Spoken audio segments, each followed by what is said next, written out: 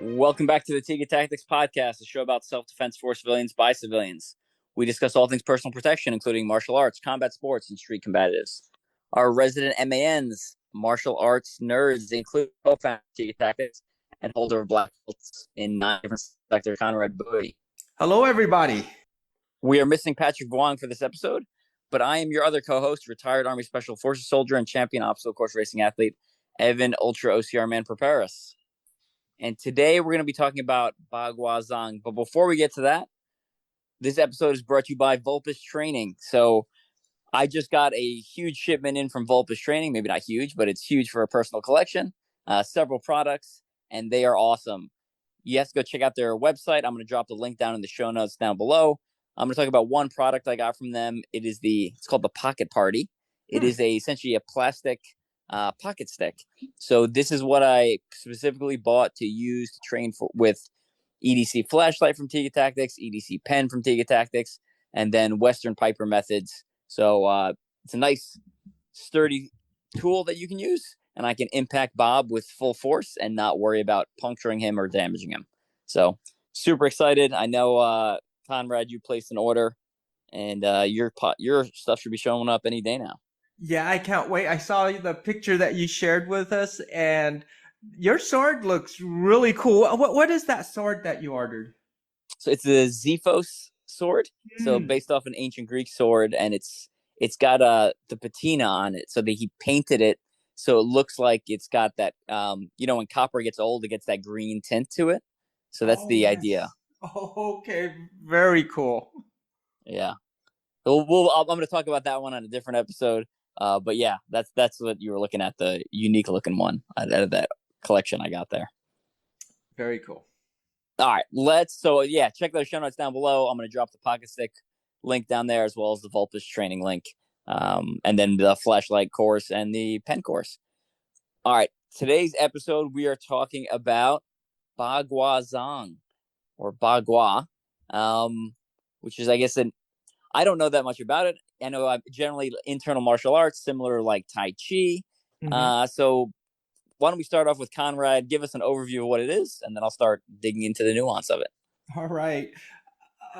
Like what you were saying, it's a Chinese internal art. It's in the same family as Tai Chi. And so there's 3 major Chinese internal arts. These are the 3 major ones. They're not the only ones, but Tai Chi would be the most popular one. And in fact, Tai Chi, some claim, might be the most popular martial arts in the world, because many places you go in the world, you'll see people practicing it in the parks or in rec centers or at senior centers as well too. It's becoming a very popular way to keep people healthy, especially as we age.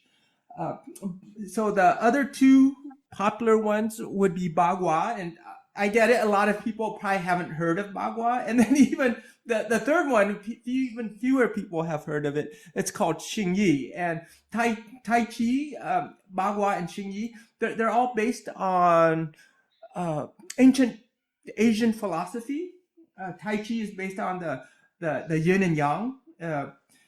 Some people think the qi in Tai Chi means the qi that circulates in our body, and it's not. Tai Chi refers to the yin yang, which is in literal translation the grand ultimate. It's everything. So the yin yang is basically everything, represents everything. And Ba Gua, it relates to a different symbol called the I Ching, or Ba meaning 8, Gua meaning trigrams, and then Zhang meaning palm. So it's 8 trigram palms. And if you're into Taoist philosophy and into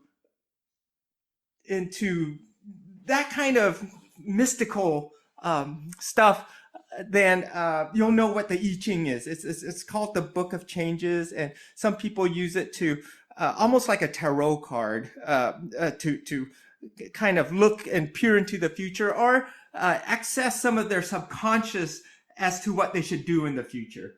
And then Xing Yi is based on the 5 elements, and the 5 elements are very popular and intrinsic with acupuncture as well too. So each of those three arts, they relate to a certain type of philosophy of the old Taoist arts, and so that's what Ba Gua Zhang means. So when they say internal arts, I feel like you kind of described it, but like, what does that mean to someone? Like, what is internal? What makes it internal as opposed to an quote unquote, I guess the opposite, or external art, or Right. different? Right. This was big back in the 70s and 80s. Not so big anymore, I think. Uh, Back in the day, especially during the period of the Shaw Brother Kung Fu Theater days, there would often be this rivalry, if you will, between the Chinese internal arts and the external arts. And so the internal arts were represented by the Wudong Mountains, and in popular culture, a lot of our listeners have probably heard of the Wu-Tang Clan. That's where they got their name from, was the Wudong Mountains. And it's pronounced Wudong, but you can spell it with a T. And back in the day, the old Shaw Brother days, there would be Wudong versus Shaolin. And so Shaolin represented the external styles. And so the external styles, theoretically, and I disagree with this, I think someone might have created like this division just to make their art appear better. And I don't think there really is a division. It's almost like if you say, oh, hey, triathletes are external and obstacle race runners, we're more internal. We more focus on the body mechanics rather than just pounding the dirt and the pavement and just pushing things. We're more intellectual about things. I think that's what happened between this internal and external conflict here, or rivalry, if you will. And so the internal arts, they claim, they use more internal energy, which is the qi. They claim that their movements are more coordinated, more whole body. So internal arts like to say we use the whole body behind each of our movements rather than just a limb or two or three limbs. We use the entire body as one unit. And I've seen every art, every style, from even hardcore karate styles, use their whole body into these movements as well too. So the internal arts would also probably say they're more healing type of arts as well too. And that is true in the fact that something like Tai Chi, you can even do it sitting in a chair or without too much physical exertion, something like Tai Chi, which is very healing, especially for people who need to move their joints and get moving. Something like Tai Chi would be very healing versus some very hard art like Shaolin Kung Fu or something. It may be more difficult for a senior citizen to do it, or someone who's injured as well too. But generally, that's the basic, I guess, argument or rivalry would be: internal versus external system, hard versus soft. When you look at it, though, every style has some hard, every style has some soft. Maybe the internal arts, they start off soft, but they eventually end up, if you're going to use it for self-defense, you're going to put some external force behind it, some muscular force. And of course, the hard styles like Shaolin or other systems like Wing Chun or Hung Gar or Choi Lei Fat, they might start out a little harder, but then, of course, as you get older, you just can't do things as hard as you used to, then you become soft. Yeah, no, that makes sense. From a marketing perspective, it makes sense that they would like try to show something unique and different, to highlight your own style, your own brand. Mm-hmm. So that's interesting, and yeah, pretty cool. I wouldn't say very familiar. I've done some Tai Chi, very little. I'm talking like probably like the equivalent of probably about 3 hours of lifetime Tai Chi training I've done. And I do own a DVD about Tai Chi that I was planning on doing here, and I keep getting sidetracked with all sorts of weird subculture knife systems that Yeah.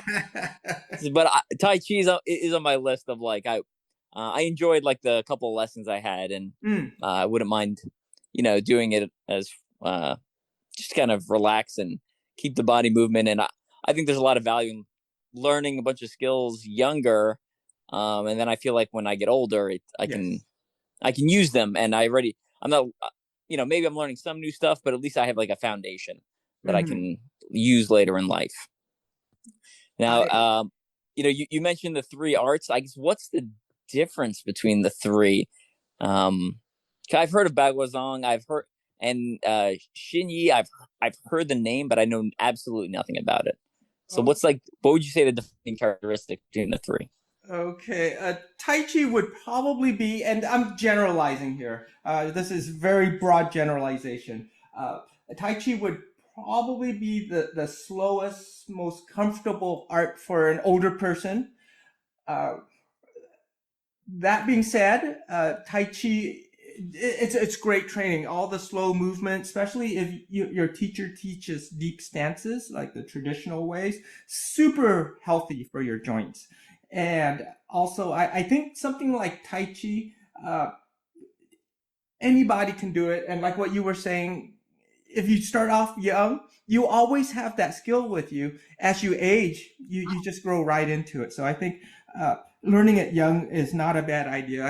I initially learned Tai Chi when I was in college, and so I still train the art to this day. And I imagine I'll probably continue training it well into as long as I live and as I can possibly train it. Ba Gua, I would say, would be a little more flowing. So Tai Chi, I'm sure most of our listeners have seen or even trained it or seen people at the park or on TV or in the movies do it. It's pretty slow. Ba Gua, you could think of it as like a little more flowing, like almost water moving. And then Yi is probably the hardest, the most external of these three quote unquote internal arts. Yi, sometimes when you look at it, it can be as hard as like karate or kung fu, if you will. So Yi is the and these are very broad general terms I'm sharing or descriptions I'm sharing with our listeners. Xingyi, they're stomping. There's some Xingyi practitioners ki a little bit, kind of. And that being said, as you get older, you don't have to be as hard, and you can balance that out with slower training as well too. Tai Chi, if you look at it for self-defense, and there's some hardcore people who practice Tai Chi as a martial art, and there's push hand competitions that can get pretty rough. And some of these Tai Chi practitioners, they can scrap. they can scrap. Same with the Ba Gua people, but Tai Chi, they generally very good at pushing and pulling, grappling.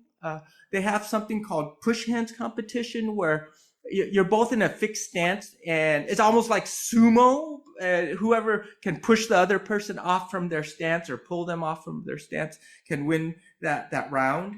Uh, Bob, Have you ever done push hands like in a competition sense or just in training? just in training. I've never done it in competition. I've pushed hands with some people who competed before, and yeah, it's another level. It's just something they totally focus on, and they get really good. It's almost like sumo wrestling. If our listeners are familiar with sumo wrestling, it's although you've got some big guys, there's a lot of technique happening in there as well too. So yeah, I've never done it in competition before, but Yeah, it sounds like it would be fun.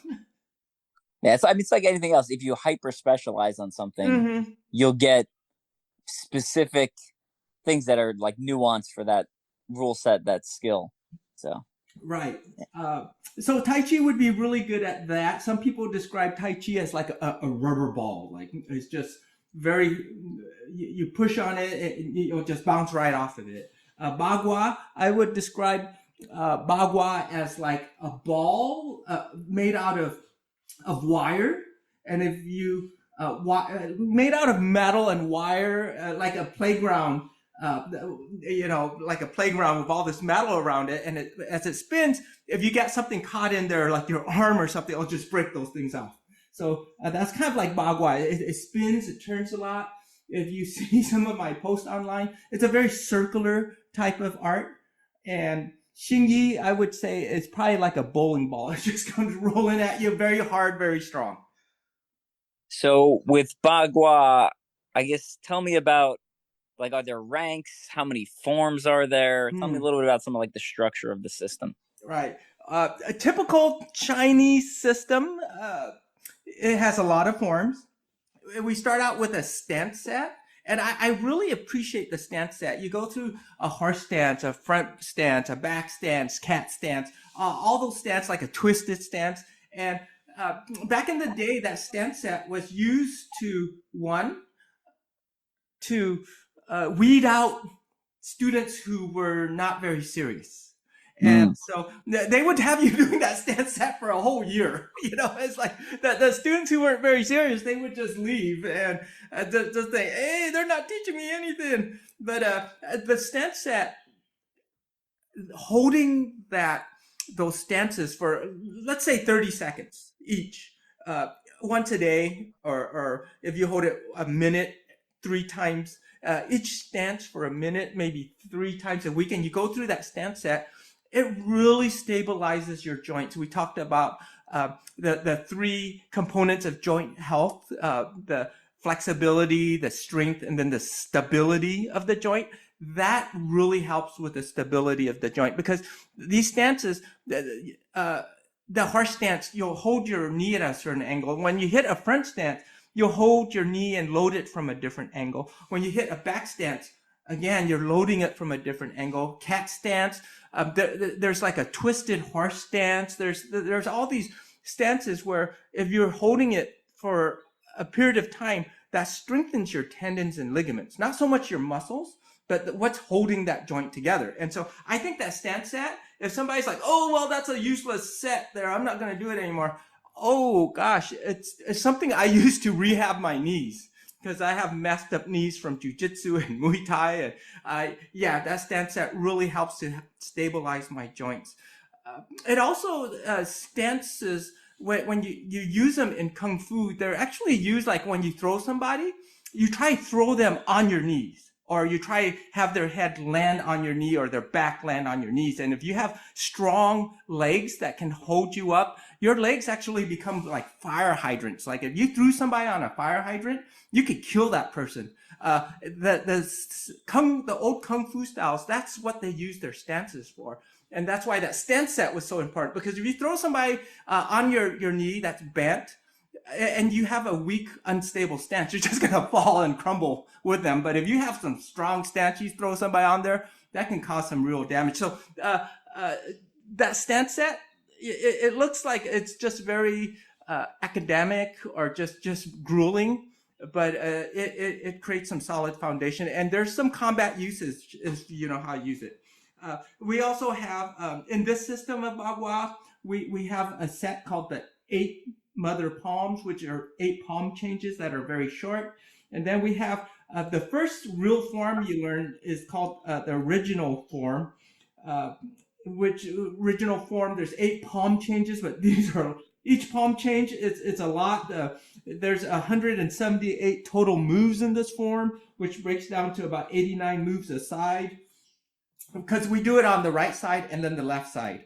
So if you do it slowly, it can take you a while to get through it. If you do it a little faster, it'll be a little faster. And then there's another set called, another 8 palm changes called the Old Ba Gua 8 palm changes. And then there's another 8 palm changes called the Little Dragon palm changes. And then there's a Big Dragon form, which has 60-something moves in it. And then there's a big broadsword form too. Ba Gua is unique in that it uses this big broadsword. It looks like it's built for a giant, actually.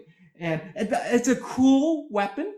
If some of our listeners play Final Fantasy, there's a character named Cloud that uses this big sword. Nice. Yeah, it's almost like that. I feel like Cloud when I'm using that. And it's such a cool tool because it teaches you how to move your body and in a way that moves the sword very fluidly and in a flowing manner. And so if you can, it coils your body. It really works your core and your grip strength as well too. Unfortunately, it's just a right-handed one. So you work your right hand grip strength very well. And then we also have combat games, if you will, push hands, drilling, and things like that as well too. So it's a very broad system. I think with all these sets and everything in this system, what happened was that this system originally, when it was founded by a lot of lineages trace their system back to the Ba Gua system back to a person named Dong Hai Chuan. And Dong Hai Chuan learned his formulated the system according to legend. This is just legend. We're not too sure if it's true or not, but it's kind of cool to say our founder learned it from a Taoist hermit, you know. And he took that teaching from the Taoist hermit and mixed it in with Shaolin. And so originally when he taught it, it was supposed to be a pretty simple system. And then as his students taught it down the line, they added in more things. And I think at one time, a lot of Chinese martial arts, they just kept on building more and more forms because that was the thing. Like, oh, how many sets you guys have? Oh, we have 3. Well, guess what? we have 4. And then over there, oh, we have 6. And then, okay, fine. How many moves in your set? Oh, we have 30. Oh, we have 50. Oh no, we have 60. We have some, you know. And so after a while, I think there was a little bit of battle like that. Oh, we have more stuff than you do, and henceforth we're better. And I think also some teachers, they did that again for marketing reasons. Marketing, you got to keep coming back. Right, yeah. And so, oh, you're not done yet. We have another set. And I think also it was able to disguise the fact that maybe this teacher couldn't fight, or maybe this teacher didn't want to teach the student the application. So they just inundated the student, or they just force-fed the student more and more moves and forms. And so the student never had time to go, hey, how do I use this? You know, and the teacher might just show 1 or 2 moves because there's just so many moves. And so that's also a good smokescreen, if you will, or a good way to keep the student from really learning the essence of the art, the deep meaning of each movement. So approximately how many forms do you think there are total? Oh, in just this system of Ba Gua Zhang, we have, let's see, we have 6 forms total, but each form has 8 sets of changes. And so there are 8 little forms in each of these forms here. Mm. And some are longer than others. And it's just a lot. When I go through my Ba Gua system, I'd say it takes me quite a while. So if someone started training, how long would it take for them to maybe not master all the forms, but like get through all of them? Obviously a teacher student dependent, but like what's right. What's like a normal time frame? If let's say the student went to class twice a week and then went home and reviewed their material, I'd say it would probably take you about, like you said, student dependent, anywhere from 7 to 10 years to oh wow, to get every set. That seems like so much for an internal style. That seems insane to me. It is pretty. Yeah. This is just one of those arts that was, I think, part of that movement where teachers just added more and more things. There's many different arts with possibly even more forms, like Hung Gar or Choi Lei Fat. Those systems have, like, if you want to learn the entire system, there's very few people that know the entire system. Mm. What are there ranks, or is it just like student instructor and that's it. Pretty much. These arts, they're pretty old school. So yeah, your student or instructor. I would imagine if there's schools out there that might have ranks or levels as well too. But the way I learned it, it was like you're either a student or you're teaching. Gotcha. What are some of the applicable things that you've taken away from Ba Gua Zhang that maybe you use for some of your more combative martial arts or Tiga tactics stuff? Okay, so Ba Gua Zhang, the palm, 8 trigram palm zong, instead of fist, chuan, like Xing Yi Chuan or some other things that have fist in it. This is a palm. So that was one thing I found pretty cool about Ba Gua, was that in this system we, let me see here. I don't think we ever make a fist. And so it's always palm strikes with this system. Oh, interesting. Yeah. I'm trying to go through all my sets here, and I don't think we make a fist at all. It's all palm. So that snuck into Tiga tactics in that again, there's no absolutes. It's just, for me, if I had to defend myself, I'll use my palm because it'll save my hand in case I need to transition to a weapon or something like that. So that got its way into Tiga tactics. I would also say the slow, smooth, fast. The slow portion we use to warm up, especially at the seminars, or even when I'm training Tiga tactics, I'll use the slow portion.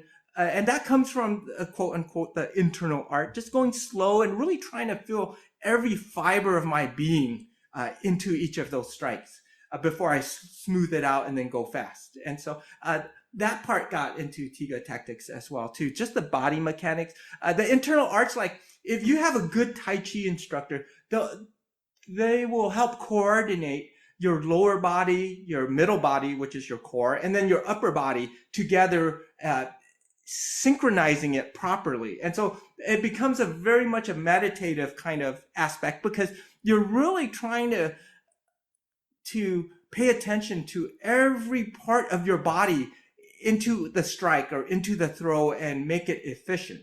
And so that found its way into Tiga tactics. Also, movement is movement. And so if I bring my hand up and I bring it down, like a karate chop, if you will. If I have a stick in my hand, that's angle 1 or 2 or 12, depending on your system. It's just something above and coming down. If I have a hammer in my hand, something came up, something came down. If I just have empty hand, I could use that to strike with. I could use that to grapple with. I could use that to grab with. I could use that to escape a lock or something like that. So movement's movement. So all these forms in Ba Gua, it just helps me have better coordination as well too. I get it. It's a long way around the solution, but it still trains your body for that kind of combat. And if you look closely at the movements and you understand the application of movement, so it doesn't matter if you do karate or silat or Ba Gua or any type of kung fu. If you understand movement, you'll understand there's so much combat application in everything that people do in whether it's Ba Gua or karate katas or taekwondo katas or forms, things like that. So if you can understand the movements properly, you can dissect it. All right. I know we've touched on a bunch of them a little bit kind of here and there, but what's like a consolidated list of the pros of training Ba Gua Zhang? Okay, I'll be the first to say it's super nerdy. I love the art because it gets really deep into the philosophy of Taoism and how Taoists looked at how the universe worked. So at the very core of it is the yin yang, right? If we look at the yin yang, we can explain a lot of things with the yin yang, like how day turns into night, how life becomes death and death becomes life again, how we're hungry and then we're full, and we can only appreciate food because we're hungry. and love and hate, and male and female. So dark becomes light, and life becomes death, and it explains a lot of what we go through in life and how the universe might work. And so with Ba Gua Zhang, we're talking about like these 8 trigrams. The 8 trigrams breaks down the yin yang into energies. And so it has the earth energy, and on the opposite of the earth energy is the air energy, and then there's water, and then there's fire, and then there's mountain and wood, etc., and how those change from one thing to the next. And those energies used by the Taoists was used to describe what they observed in nature, and how things flow from one thing to the other. And that's why it's called the art of change. So it's super nerdy. Sorry about getting into that whole long discussion about the philosophy of it all.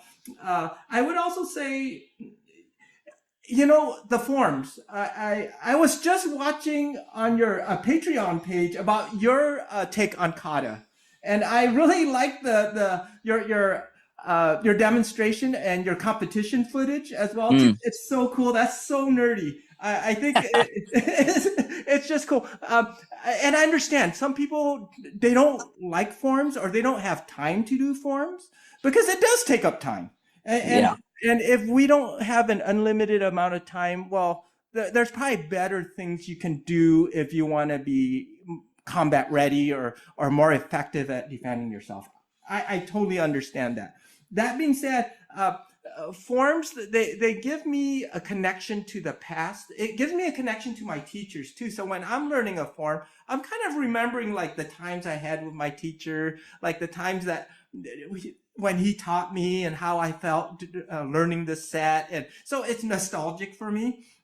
It also works my brain too. Oh gosh, all these moves, sometimes I'm like, what's the next move here? It's just, it helps work my brain. And with Ba Gua Zhang, it's like a poet created some of these arts here, because just for example, here's a few names of the moves. Purple swallow fans its tail, close the door to push out the moon, hide flower under leaf, wild goose leaves the flock. Okay, and that's the first set right there. And so I like learning all that, and even the poetry that comes along with each of those moves. I think it's super nerdy. It's super cool. And I think back in the day, like they would say these movements like Green Dragon wraps its back, and like other martial artists would go, "Oh my God, why is this Green Dragon wraps its back? It sounds like it's gonna kill me." Yeah. So I think that's super nerdy. I would say also, we talked about the physical portion. Just moving really helps pump your lymph system, helps your muscles to relax and stretch, and then to push out the lactic acid and recover. And so I think things like Ba Gua, Tai Chi, if you watch my Ba Gua or Tai Chi, some of the forms are very flowing. I think that's like such a good thing for active recovery. I think one day the Spark Science people will have maybe a set that they'll have you do to pump out the lymph, the lactic acid, to stretch and elongate your muscles, and they'll have you do a form similar to this. It's just so healthy for active recovery as well too. And then there's also a healing component to these internal arts. I learned meditation. I learned how to regulate my body better. So there's meditations on how to heal up a little faster. There's meditations on, if you're hot, how to cool your body. If you're cold, how to warm it up as well too. Some of these meditation techniques are used by monks and priests, and they live with very little clothing out in the wilderness, in the cold even. And so they're using these methods to regulate their body temperature more. In Tibet, same thing. There's monks out in Tibet doing this meditation. have very little clothing on, and they're just knee deep in snow as well too. I'm sure you've heard of the Wim Hof method. Oh yeah, Wim Hof. Yeah, I read one of his books or Right. his book. So he's a big proponent of that breathing style as well too. So there's all of that as well too, which is kind of cool. The meditation and the body regulation. I'll be the first to say it doesn't work all the time for me. It doesn't work for everybody as well too. Uh, uh, but it gives your body a little extra way to control itself. And so it's something worth investigating if our readers have something of interest in that field as well too. And so Yeah. those would be the positive. Let's hop into the negatives. Real quick, I like what you said about like the modern sports science coming up with a set for. I think that's really clever, and I could definitely see that happening. And then the your mind is incredibly powerful. I mean, as an endurance athlete, I've overridden bodily desires so many times I can't count. And, some of the obstacle course racing has us going through ice baths and stuff like that, and electroshock therapy where there's like live electricity and stuff like that. And the ability of the mind to override things and to like control your body temperature and control things is, I mean, I've done it. I don't know how many times at this point, but it's legit. I think the mind's just incredibly powerful, and if you're not exercising that in some way, I think this is a good way to exercise it. If you don't want to run for 50 miles or go sit in an ice bath for every day. So yeah, I think it's a good muscle. You want to work that mind muscle. But yeah, let's jump into cons. Okay, cons. I would say, and some of the Ba Gua people will totally hate me for this. It's known as the art of change. It hasn't changed much. So, oh yeah, I was gonna ask if it's a closed system, if they're still adding forms, or if it's generally fixed. It's generally fixed, which means that it's kind of like it's just frozen in time. And so I think being frozen in time, there's, and then not, how would I say, not pressure testing it enough, not subjecting yourself to sparring or losing, So there's a lot of bickering happening in the arts. For example, when I post things, I get comments on my videos all the time. Oh, you're doing this wrong. You're doing that wrong. You're doing this wrong. Our way is better, and the way you're doing it isn't the right way. There's so much bickering in it that hurts the art as well too. So it hasn't changed. There's a lot of bickering happening between the camps because I think the less we socialize and get out there and meet martial artists and observe how people might do it differently, and then question them, oh, why are you doing it like this? And then they'll say, oh, I'm doing it like this because of this or this. It might be something that I never thought of before, and then I thought, then if I learned from that person, oh wow, okay, I see why you're doing it now. But instead of doing that, typical martial artists in Tai Chi or Ba Gua or Xing Yi will say, oh, I didn't learn it that way, so henceforth you must be wrong doing it that way. And so that I think that hurts the art. Also, internal arts, it's about healing. And when you're doing healing postures, it's not conducive to fighting. So in other words, a lot of postures, the teacher will say, drop your shoulders and bring your chin up, just so that you can breathe better, right? So if your shoulders are relaxed and your that's a good point.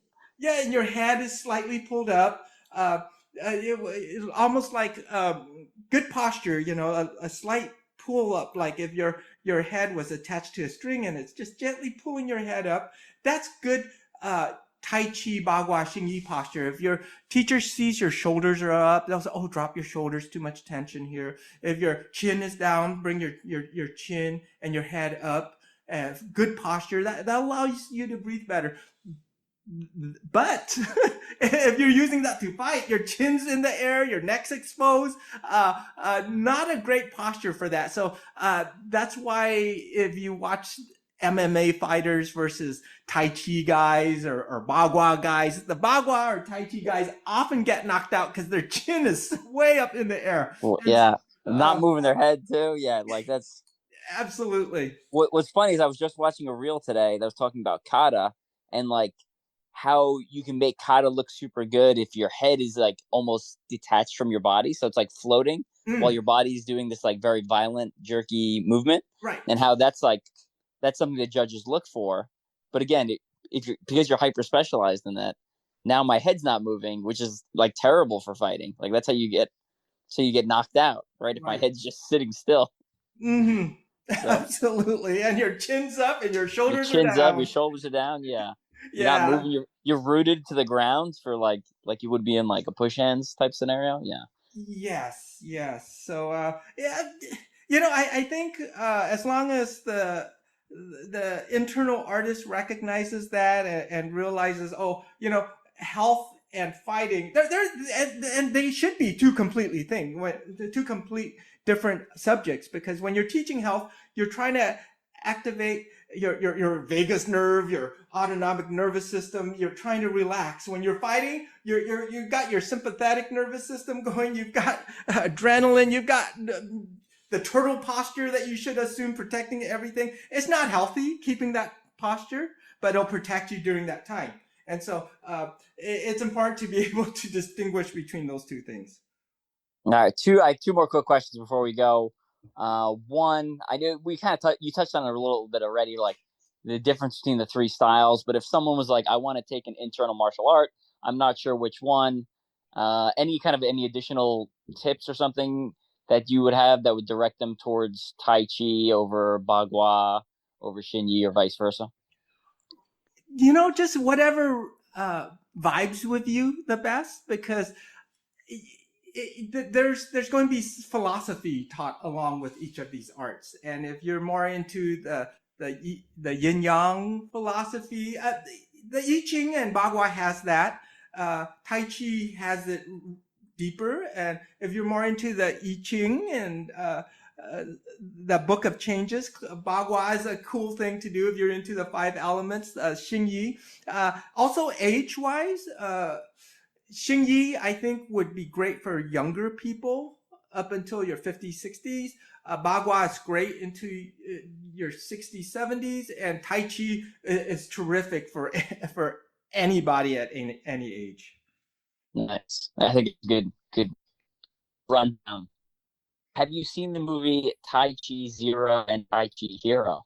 Yes, I have. And those movies, they perpetuate the myth that Tai Chi is just unbeatable.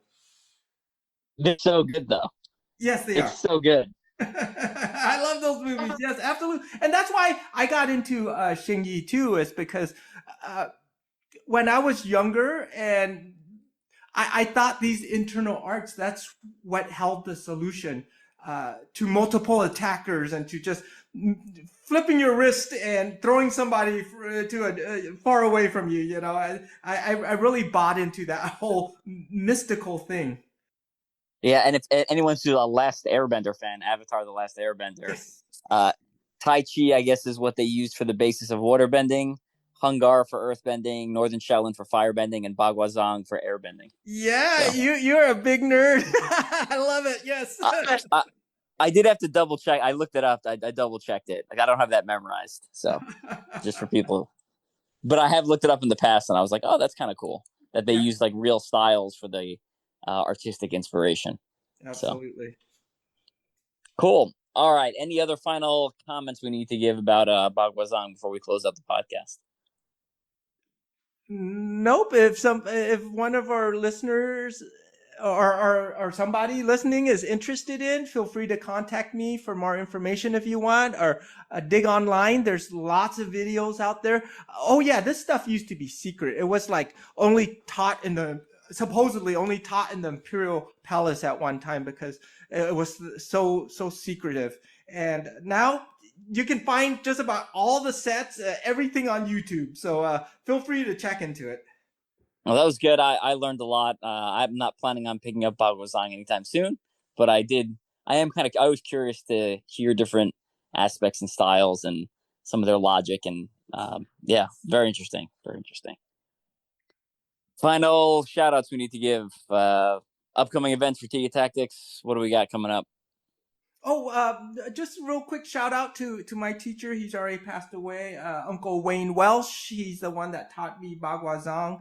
And also to all my Ying Long Sing brothers and sisters out there who may be listening and probably don't agree with some of my observations. And just thank you to everyone who's come along with me on this Ba Gua journey here. We do have a seminar coming up May. Tiga Tactics in Maryland, and you'll be joining us for that. Patrick, yeah, we can't wait. And Willie the Bam, as well as Guru Scott Sobel. So it'll be on knife defense, and we will go into some 2.0 material, which kind of starts going more into art, because I purposely wanted to keep Tiga Tactics super simple. Like Musashi said, Miyamoto Musashi, the Book of Five Rings, he said, when a warrior has no confusion, that's true emptiness. In other words, if somebody comes at you with a knife, you shouldn't have any confusion. You should know exactly what you need to be doing. But then if we add in more things, that can cause confusion. So we will be adding more things. So we'll be looking at the knife defense 2.0, as well as firearm threats too.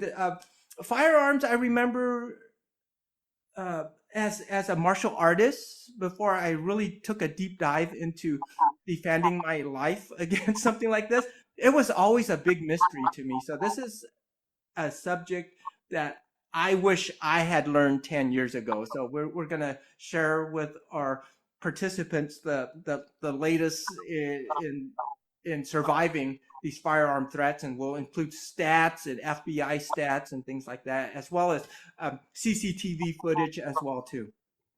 You were also, I'm really excited about that. Always a great weekend whenever we get to train together, and those are always my favorite weekends of the year. So I recommend if anyone can make it out to that seminar on out. I think there, as of this recording, 8 spots left, so things are filling up pretty fast. So make sure you get in there. You were also recently on a podcast. Give that a plug real quick. Yeah, I was on a Warrior podcast, and yeah, we just talked about my background and how we came to Tiga Tactics and the entire process of my journey, if you will. Shared that with the listener. His name is Angelo Ferrer, and I put a little post on my Facebook page. If you'd like to have a listen, please check it out. Yeah, if anyone can't find it, you got to scroll back to like April 8th, and you'll be able to see it. I also reshared it to my personal Facebook page. Cool. Also wanted to give a quick shout out. I was at the New England OCR Expo this past weekend as of recording this, and it's basically an obstacle course racing expo. But you know, I bring my Tiga Tactics Run If You Can, Destroy If You Must book as well, and spread some of the love there. And I was the keynote speaker at that, which was kind of cool. So we had a bunch of guest speakers. Everyone got about 5 minutes. I got 10, so I got a little bit longer, and talked a little bit about some life lessons that I've taken from OCR and applied to martial arts and life in general.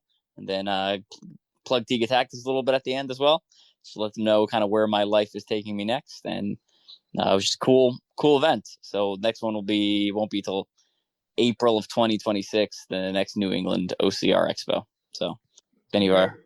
Very cool. I listened to that. I recommend check it out. Go to Evan's Facebook page and have a listen. You did a good job.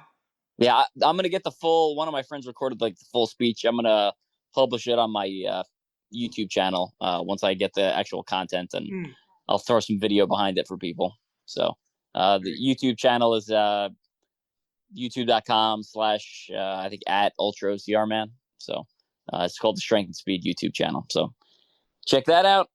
If you want more content from me, you can check out my Patreon page, patreon.com/ Greek Combatives. And then as we get close to summer, I got 2 books I'm trying to just put the finishing touches on to release. So hoping to get one out before the seminar. We'll see if I can make it in time. Ooh, I can't wait. And there'll at least be 2 out this summer. I might be able to squeeze a 3rd out by the end of the summer. We'll see. Wow. They're all in like final stages. It's just a matter of editing and uploading everything. So, which actually takes a lot longer than people realize. So, the writing's the easy part, I think. Well, good job. Congratulations. You're just so productive, Evan. I'm always in awe of your productivity. Yeah, I find it fun. I think I feel good when I feel useful, and sharing knowledge that I've accumulated, I think, is good for me. It helps me retain the material, helps me give a better understanding, helps me teach it better. So, and I like sharing it with people. So, absolutely. And speaking of sharing knowledge, if you haven't checked out his Patreon page, check it out. You do have like a no subscription, no fee level as well too. Is that correct? I do. Yeah. There's a no fee level. I get a couple of, I share some podcasts on there and some other stuff. Yeah. So if you just want to kind of follow along and just see what's going on, that's a great option. There's also like a $2 level. Like, you don't really get much for the $2 level, so I would not necessarily recommend signing up for that. But if you want to support, but you don't, money's a little tight. Now the $5 level, you get most of the videos, and then the $10 level, you get most of the videos plus the long content, which is like an hour or more sometimes. And then this summer, I'm also going to be doing it through the Patreon page. Again, at the $10 level, if anyone wants to learn the basics of Western Piper methods, the cheapest way to get exposed to it is through my Patreon page. So this summer, I'm going to hold some Zoom classes. So sign up for the $10 level, and then we can get you. We'll get you certified for the first level of Western Piper methods by the end of the summer. So, wow, that's a great deal. Yeah, and then if you want to continue on from there, you can decide. But goal is to get a couple people in on the first level and to do it cheaply. Again, martial arts is not my primary source of income, so I just kind of want to get a little compensation and spread the love there. Right, absolutely. All right, we're gonna get going. Thanks again, everyone, for joining us. Check the show notes down below for links for Tiga Tactics training online, for the seminar schedule, for my Patreon page, for Vulpus training. I'm not sure what else, whatever else we talked about. I'll drop all those links down below. All right. Thanks for joining us, and take care, everybody. All right. We'll see you guys later.